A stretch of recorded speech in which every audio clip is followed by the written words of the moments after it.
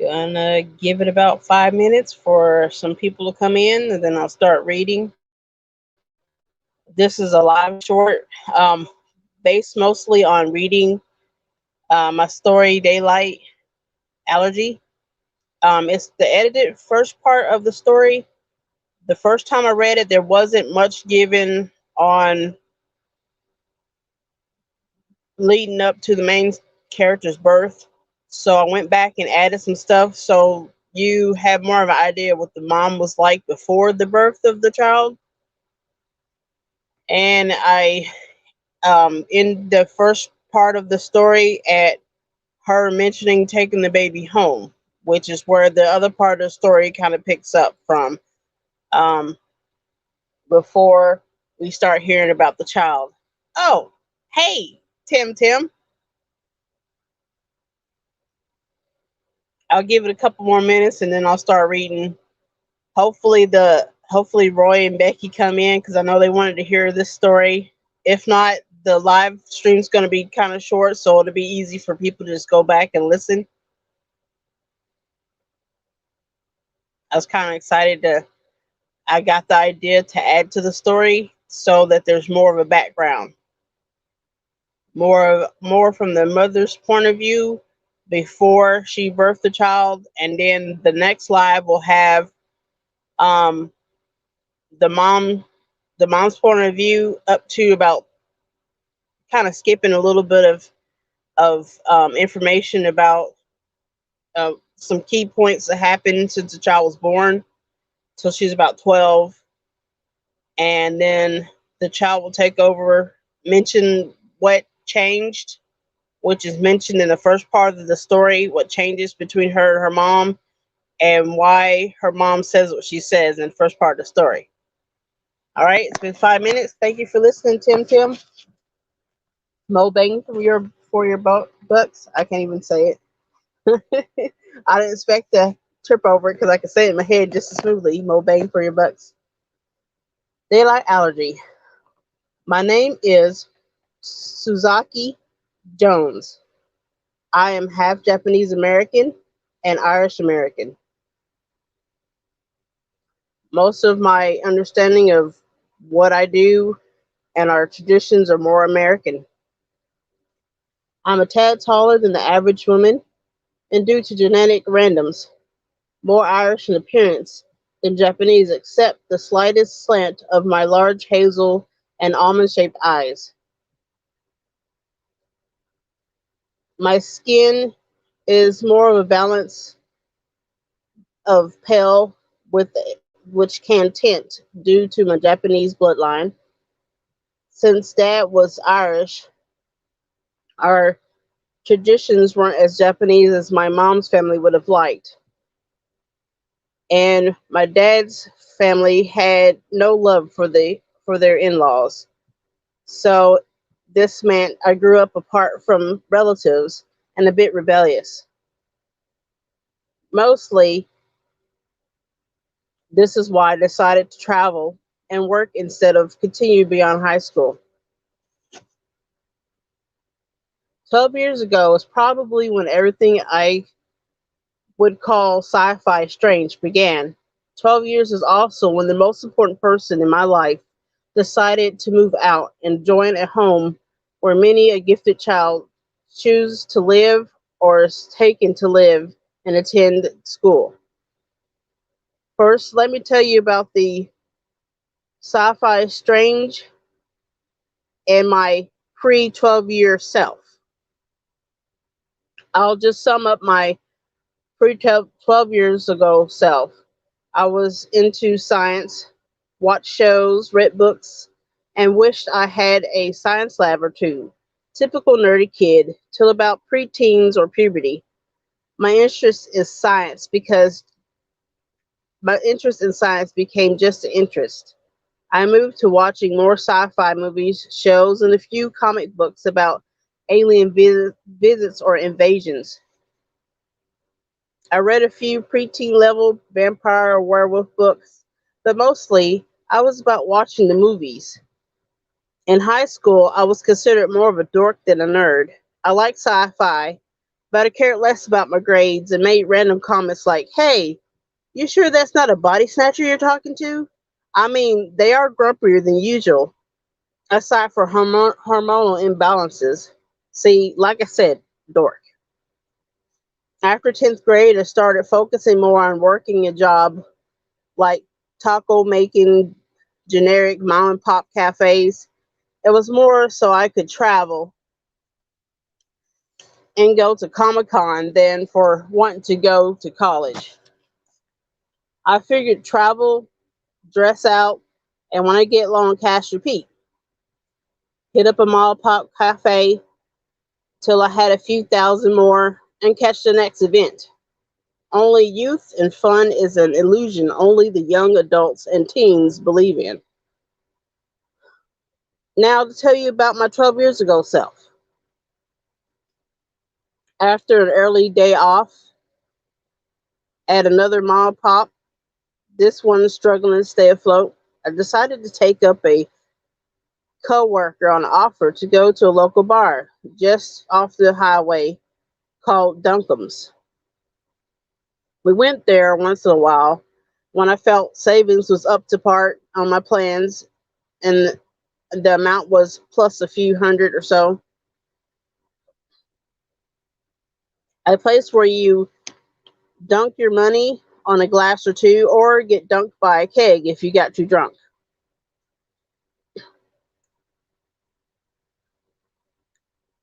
I could drink, and for the most part, I could drink you under the bar facade of more of a catch you without a designated driver and hope to get lucky. Normally, my designated one or two beers. Normally, my designated had one or two beers and walked me around the block where we both lived in a not so shabby but cheap apartment. This time, though, before I noticed, she was out of sight. But I was already on round two, out drinking a new challenger. This new challenger was not one of the town's usuals. Probably a tourist hitting up mall pop places as they traveled for good food and money's worth of portions. Since Duncan's was just off the highway, nothing unusual about strangers that came and went. The unusual came in on his appearance. I had never seen hair so white it was almost see through, but his skin was a rich orange tinted pink salmon color if I had to name the color. I had only caught him staring a couple of times. The rest of the time he was preoccupied chatting up a couple of locals.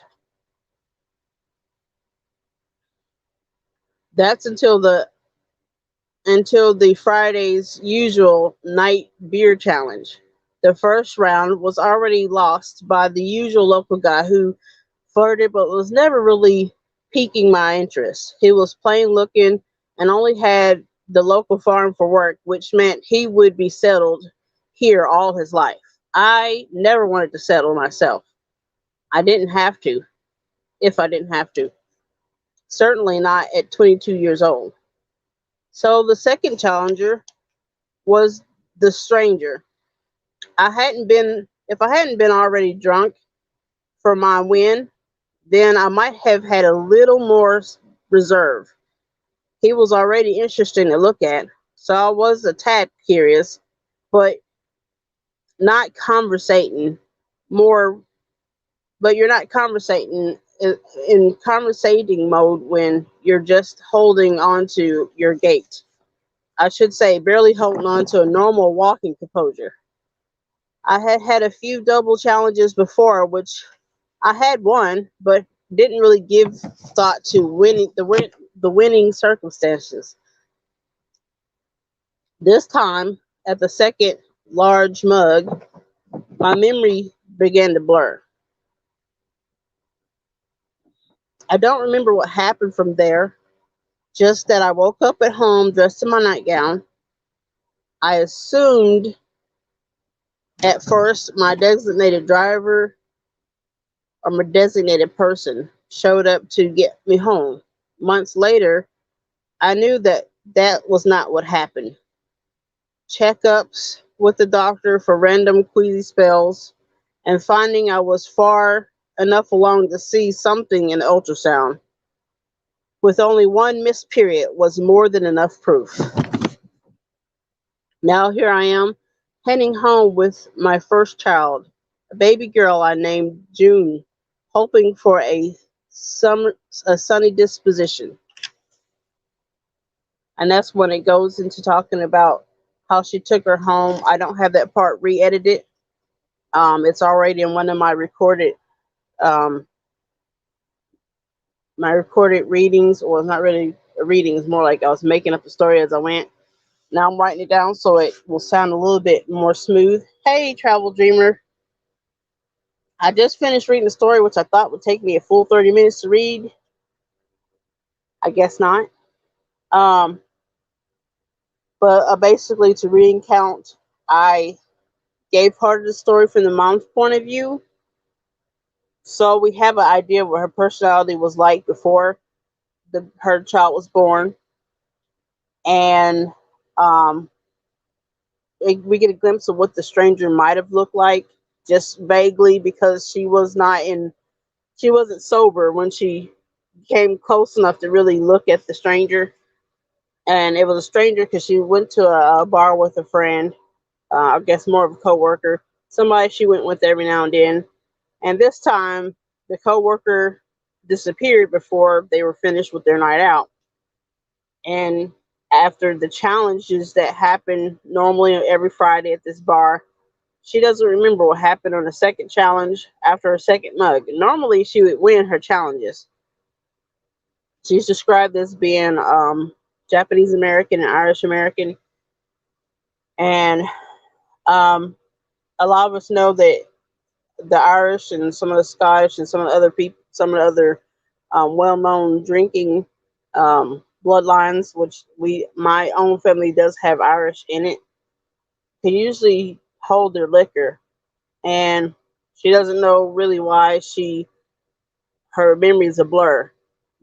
The next live I have is going to talk more about um, where it picks up from her taking the baby girl home, what happens, maybe the first time she really is sure that something's unusual with her child. The first encounter she has at about 7 years old, where she's kind of freaked out. She's calling it her sci-fi strange incident. Um, I guess incident is not the right word, but a sci-fi strange is where she says her life went sci-fi strange is after she met the stranger.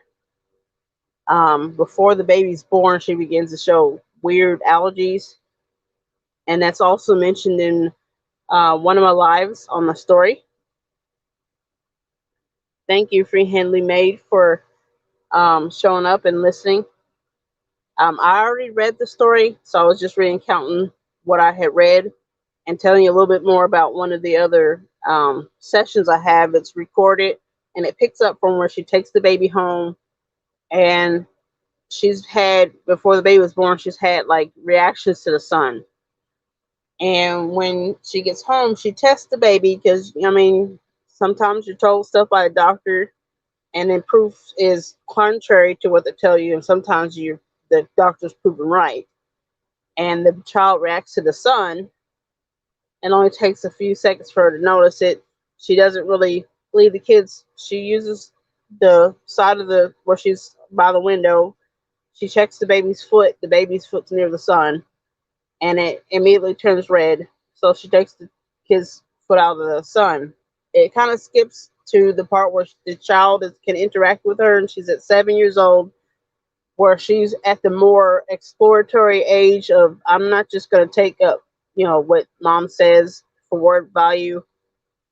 She's starting to get more curious about why she can't do what the other kids do, and she has a visitor come over, and the visitor is the first time she comes in contact with a child, a little girl her age, where she actually plays with the child and not just passing on a whim. And because of her, what the doctors say that she has a sun allergy, because of those symptoms, she takes all the precautions that People with sun allergies are told those precautions of dress with sleeves. Um, Even when it's like a sunny time out, they have to have something to cover their arms, depending on how severe their sun allergy is. Um, you kind of get an idea that there's something unusual about her because how she finds out that she can make herself more resistant to the sun is not really how the doctors would treat it medically in real life. She eats the same foods, um, which I haven't gone in depth in that yet because I'm just mentioning, yeah, becoming more independent at that age. They want more of a choice on what's being chosen for them. They want a say in it. So now, um, she's gotten her first scrape going outside and jumping in the tree. Just randomly, hey, there's a tree close to the porch. Let me jump in it. Jump up there and catch it. She's done it repeatedly, no problems. But now, at one point, she slips and she scrapes her knee. So she just kind of like licks her thumb, wipes the spot, licks her thumb again, wipes the spot to clean it off. She was gonna go back to playing, but her mom catches her, with her scrape on her knee, and she comes in and she's get her knee cleaned up, and her mom's like, she could tell that she tried to clean it off because there's no dirt there, and she's like, don't use your mouth, please don't lick your cuts, that's not sanitary. Just a simple mother response. And she's playing with the little girl that came over. It's still kind of, the sun was a little dim. She's playing out only when the sun's dim. She doesn't play out during the bright time of day. And the little girl is playing, and she finds out the little girl's really clumsy. She don't know if it's because of her age, because they're almost the same age, or if she's uniquely more agile than she should be for her age. She has nothing to compare it with. Um, the little girl falls in the sun, and she runs over there, not wanting to leave the little girl crying by herself, and pulls the little girl out of the sun. And when she does that, she doesn't notice any blistering, any reaction to the sun. Um, there's a couple of days she's by herself. The little girl doesn't come over, and she tries it out, and she blisters. Next time the little girl comes over, the little girl gets hurt. She cleans up the little wound on the little girl's knee, like just like she did her. She just took her finger, wiped off the blood so that the blood wouldn't get on the carpet. She wouldn't get in trouble for staining the carpet. And little girl kind of thinks, it's a little weird, but the little girl's like, well, I do lick, if I get a cut on my hand or my arm, I just, put it in my mouth to get rid of the blood so it doesn't bleed all over the place. And she tries it again. Little girl's not there. She tests to see if she's going to react to the sun. She's smart enough to know that the only time she hasn't blistered is on the days that somebody got injured. And she knows how she dealt with the injury. So she doesn't respond to the sun.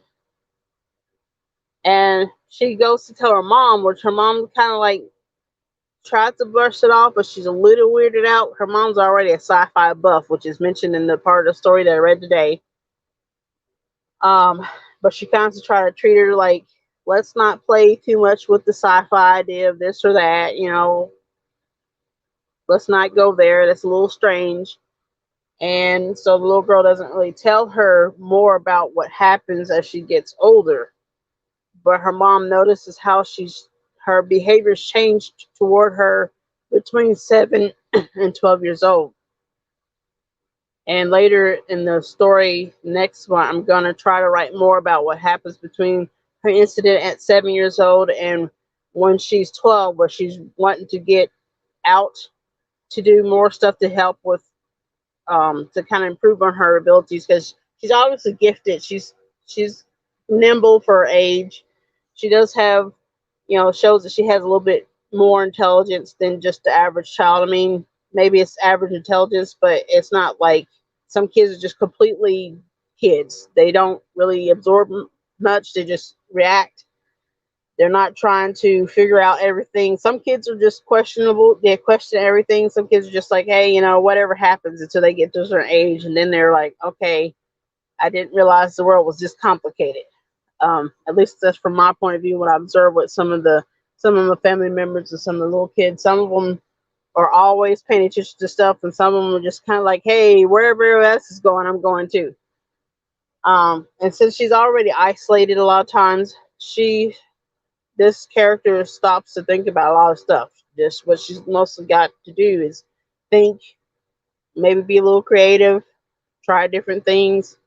So that's where the story's going to pick up from the next time that I'm on my live. And also in November, my lives are normally between the 9th and the 26th. It's usually the Saturday of between those two dates. This time it was off because I was traveling and I didn't have time to finish editing what I was had in my mind to edit. Yeah, she's some kids do just float through lives, and she's just like, hey, why are things this way? Why are things different for me? It's not just that, because most kids will notice something different, but it's not. She's not accepting that just because she's different that she has to live differently.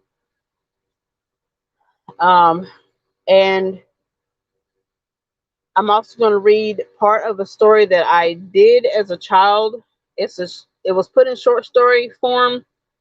I was in seventh grade when we wrote it, and it's really stayed with me to elaborate on it more. So I will begin expanding the story from the short story. I named it Persian Calvin when I was in seventh grade, 12 years old. I think I'm going to add to the title and call it maybe Persian Calvin's Unusual Experiences. I don't know. I'll have to think of something a little bit more catchy. It's more catchy than just having her name. So people are more interested in watching it, or yeah, watching and reading it.